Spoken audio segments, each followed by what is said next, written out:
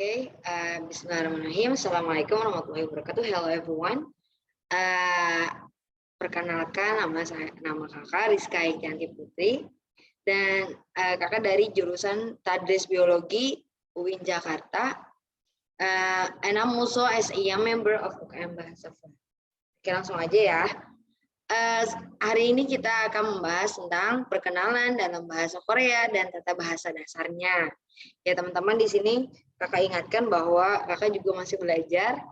Jadi jika ada kesalahan dalam menjelaskan atau dalam menyebutkan, mohon dimaklumkan. Oke, kita next ya. Tata bahasa. Jadi sebelum kita melakukan perkenalan, kita harus perkenalan dalam bahasa Korea, teman-teman. Kita harus tahu tata bahasanya. Di sini ada imnida. Ini kan seharusnya ini kan huruf B atau P, tapi karena udah bertemu dengan huruf N, jadinya dibacanya imnida, ya teman-teman. Nah, ida yang berarti adalah dilekatkan. Jadi ida itu sebenarnya artinya adalah dia dilekatkan di dalam kata benda dan digunakan sebagai bentuk sopan. Jadi imnida ini udah termasuk bentuk yang sopan. Contohnya dehakseng imnida, Indonesia saram imnida, gitu ya teman-teman. Jadi imnida ini selalu dilekatkan di belakang setelah kata benda. Dehakseng ini adalah kata benda, begitu juga saram juga kata benda. Dehakseng imnida artinya saya adalah mahasiswa, saya mahasiswa. Indonesia salam imnida, saya orang Indonesia. Kayak gitu ya teman-teman. Nah, setelah itu ada imnika beda ya sama imnida. Kalau imnika ini adalah bentuk interrogatif atau tanda tanya, kata tanya dari ida, dilekatkan di belakang kata benda untuk mempertanyakan predikat dalam kalimat. Nah, jadi kalau misalnya kalian mau nanya seseorang dengan bentuk sopan, itu kita menggunakan akhiran imnika di belakangnya. Misalnya dehakseng imnika, gitu. Apakah kamu mahasiswa? Gitu. Ya, jadi di akhir imnikanya diletakkan di akhir untuk mempertanyakan predikatnya dalam kalimat. Kemudian ada n atau nen. Nah, n sama nen ini adalah partikel subjek ya teman-teman. Jadi partikel ini dilekatkan pada kata benda untuk menunjukkan topik dari kalimat. Nah, kolonen ini dia dipakai untuk kata benda yang diakhiri huruf vokal. Misalnya kayak ini, chonen. Karena huruf sebelumnya ini diakhiri dengan huruf vokal, maka partikelnya yang kita pakai itu adalah nen. Tapi kalau misalnya yang diakhiri itu bukan huruf vokal, huruf konsonan, misalnya hakseng. Misalnya hakseng. Ya.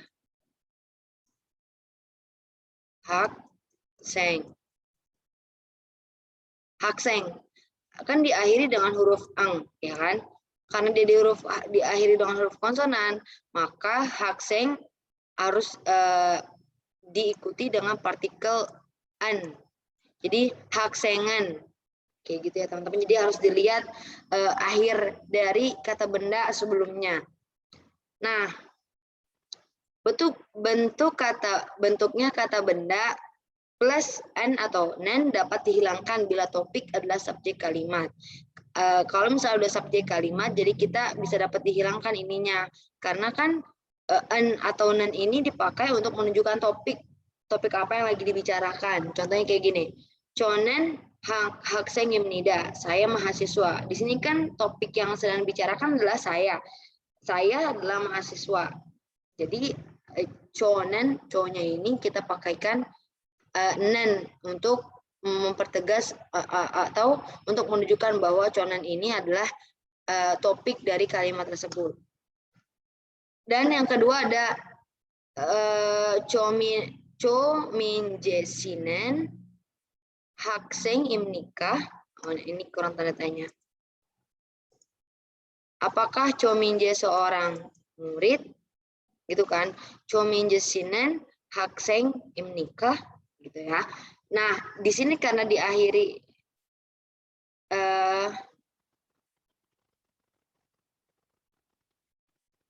diakhiri dengan huruf konsonan, maka dia pakainya nan gitu ya. Sorry teman-teman, di sini kan i ya, diakhiri dengan huruf i. I itu adalah vokal. Iya benar-benar. I itu adalah vokal, maka dia diakhiri dengan nan. Kalau dia diakhiri dengan konsonan, berarti dia harus pakainya n ya teman-teman. Cho min je sinen hakseng imnika, apakah Cho min je ini seorang murid? Ya, gitu ya. Oke, next. Oh ya, di sini kakak tambahkan, Cho min je berarti di kalimat ini yang menunjukkan bahwa topik yang sedang dibicarakan adalah Cho min je, gitu ya. Karena di sini ditandai dengan partikel nan. Karena partikel nan ini berfungsi untuk menunjukkan topik dari kalimat atau topik yang sedang dibicarakan. Next, nah di sini ada beberapa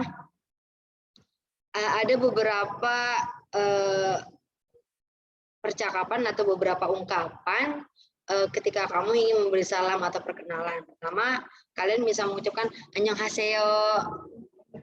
Nanti jawabannya juga annyeonghaseyo, gitu ya. Atau itu yang biasa kita jumpai formal tapi tidak begitu formal. Kalau yang sangat formal itu annyeonghasimnika gitu ya teman-teman ya. Ini juga kalian bisa pakai kalau misalnya kalian lagi perkenalan diri di depan kelas, annyeonghasimnika. Tuh, terus kalau selamat jalan, annyeongi gaseyo. Annyeongi gaseyo itu juga bisa untuk dipakai selamat jalan. Selamat tinggal, annyeongi geseo. Nih bedanya gaseo sama geseo itu di ininya. Beda ya. Beda kata, beda arti gitu. Kemudian ada ini Coam Bigap Semit Nida. Ini pertama kalinya bertemu dengan Anda. Kemudian ada lagi Banggap Semida. Jadi setiap misalnya kalian setelah perkenalan diri, di akhir perkenalan kalian bilang Banggap Semida atau Banggap Semida, senang bertemu dengan Anda. Ini ada beberapa ungkapan yang bisa kalian terapkan dalam percakapan sehari-hari saat melakukan perkenalan. Nah, kemudian di sini ada tata bahasa. Selain tadi ada tata bahasa tentang partikel, imnida, imnika, ada juga tentang yogi, gogi, cogi. Nah, ini artinya sini, situ, dan sana. Penggunaannya gimana sih, Kak? Nah, penggunaannya itu pertama, yogi. Yogi itu adalah kata tunjuk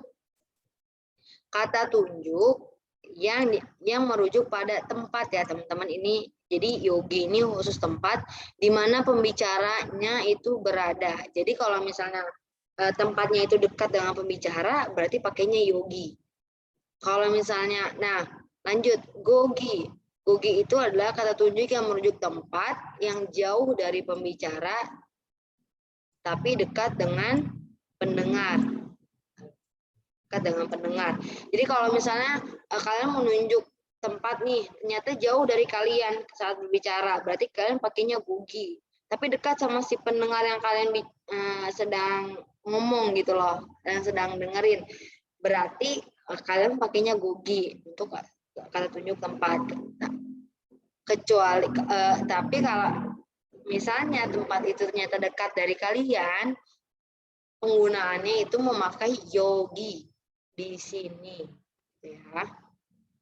Cogi. Nah, kalau untuk cogi, kata tunjuk yang merujuk tempat yang jauh dari pembicara dan pendengar. Jadi jauh dari kedua orang. Dari pembicara juga jauh, dari pendengar juga jauh. Nah, di sini contohnya ada yogi, gogi, cogi, enheng. Misalnya kalian mau bilang kalau di sini bang, berarti yogi enheng gitu ya. Kalau misalnya banknya ada jauh di sana, berarti cogi enheng. Gitu ya teman-teman ya. Oke, next. Kemudian ada I, dan ga. Nah, iga ini juga partikel. Iga. Selain tadi partikel ada n sama nan, partikel lain juga ada i sama ga. Bedanya apa sih? Bedanya itu kalau iga adalah partikel yang dilekatkan pada kata benda untuk menunjuk subjek kalimat. Kalau tadi kan untuk menentukan topik kalimat yang sedang dibicarakan. Tapi kalau iga ini ya untuk menunjukkan subjek kalimat. Jadi untuk menunjukkan bahwa di kalimat itu yang merupakan subjek kalimatnya adalah ini gitu ya. Nah, kalau untuk i dilekatkan pada kata benda yang berakhiran konsonan.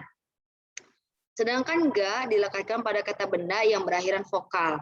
Contohnya nih, ada Cegi isem nida. Cegi isem nida. Kalian lihat sini teman-teman bedanya. Ada Cegi, Cibi.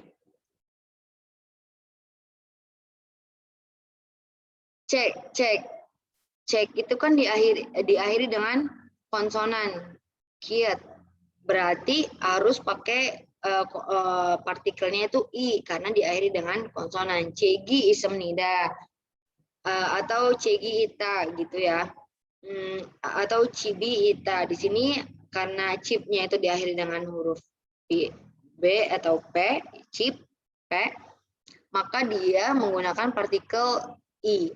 Gimana sih kalau untuk menggunakan partikel ga? Misalnya seperti hagyo, hagyo,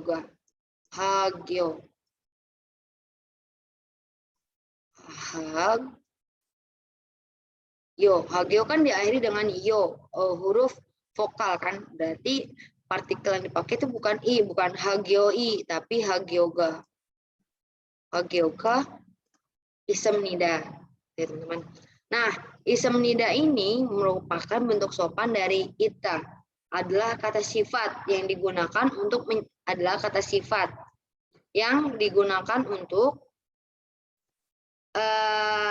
menyatakan keberadaan manusia atau benda. Lawan katanya adalah obsemida. Obsemida itu artinya tidak ada. Jadi kalau misalnya kalian mau bilang ada buku nih di sini misalnya ya, kalian mau bilang kayak gitu ada buku misalnya, berarti cegi isem nida. Kalau misalnya nggak ada berarti cegi obsemida. Misalnya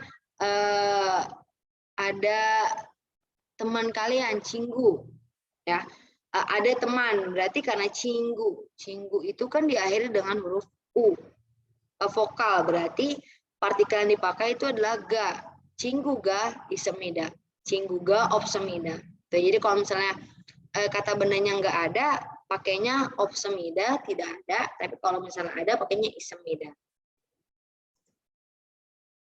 Oke, lanjut ya. Selanjutnya ini tata bahasa. Selanjutnya tata bahasa 3 ada isem nida. Nah, itu apa sih Kak? Itu adalah partikel yang digunakan untuk menunjukkan posisi manusia atau benda. Nah, ini memiliki arti seperti kata depan di atau pada dan biasa digunakan bersama isemida atau obsemida. Contohnya, kyosilkom. Oh, ini agak sedikit ini ya. Kakak salah ketik.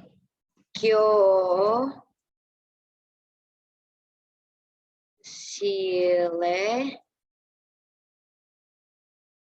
komputer ga isem nikah. Nah, jadi kalau misalnya kalian mau nanya mau tentang tempat gitu loh, jadi harus ada keterangan di belakang kayak kyosile gitu. Di kelas, apakah ada komputer di kelas gitu loh maksudnya. Jadi anio obsemida. Jadi kalau misalnya kalian mau bilang contohnya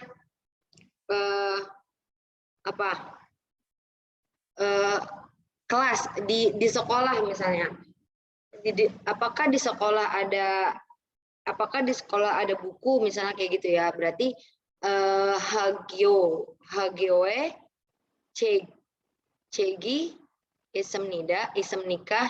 Jadi perlu diperhatikan yang pertama, jadi di satu kalimat ini ada dua partikel teman-teman. Yang pertama ada untuk menunjukkan partikel tempat dan ga Tadi apa ga? Ada yang ingat? Ga itu untuk partikel yang menunjukkan subjek kalimat. Jadi misalnya kalian mau bilang misalnya nih ya, di kelas tidak ada buku. Di kelas tidak ada buku. Jadi di kelas tidak ada buku, berarti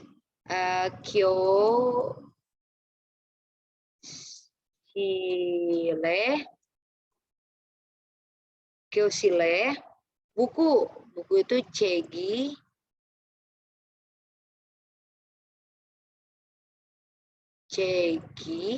없습니다.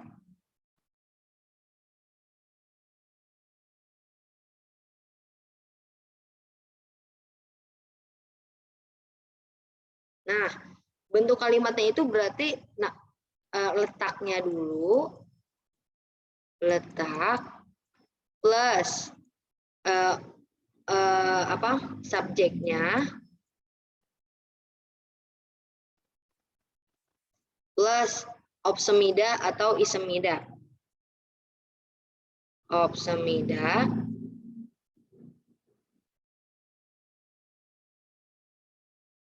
없습니다. Atau 있습니다 ya teman-teman, atau 있습니다.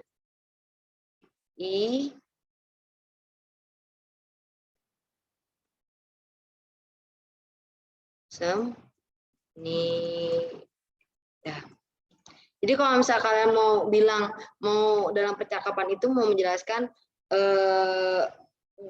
di kamar mandi ada gayung misalnya kayak gitu. Jadi nama tempatnya dulu, kemudian subjek yang mau kita bicarakan apa, baru keterangan ismida atau semida.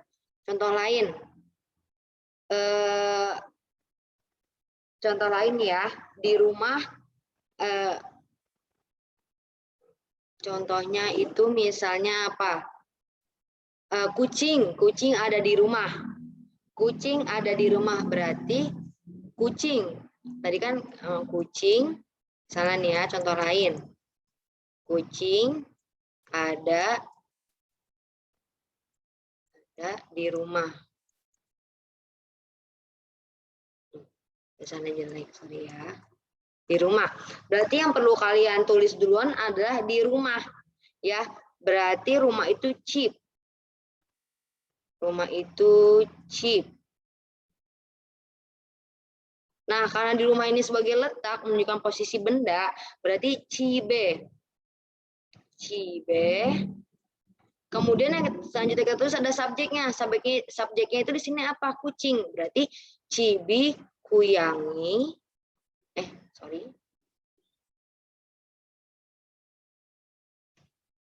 Cibi kuyangi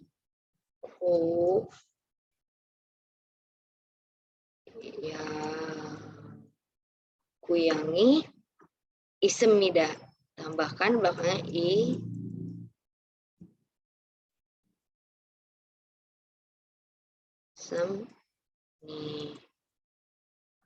dah, gitu ya teman-teman. Kalau misalnya kalian mau bilang tidak ada, berarti kucing tidak ada di rumah. Cibe kuyangi 없습니다. Contoh lain, misalnya tidak ada taman di Korea misalnya, berarti kita tulisan di Koreanya dulu. Di Korea kan Hanguk. Hanguk berarti kita namain G. Hangguge taman itu Kungwon. Taman itu Kungwon, berarti Hangguge Kungwoni 없습니다. Gitu ya teman-teman. Jadi tinggal yang tadinya di bahasa Indonesia itu kata keterangan tempatnya itu di akhir, ini kalau di bahasa Korea kita taruh di paling depan.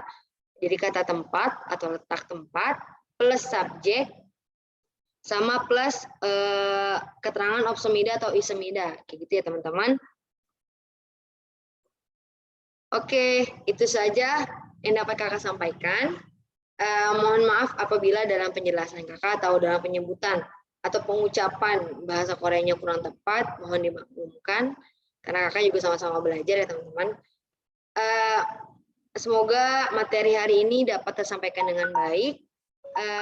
Kurang lebihnya kakak mohon maaf. And see you another day, another change. Thank you.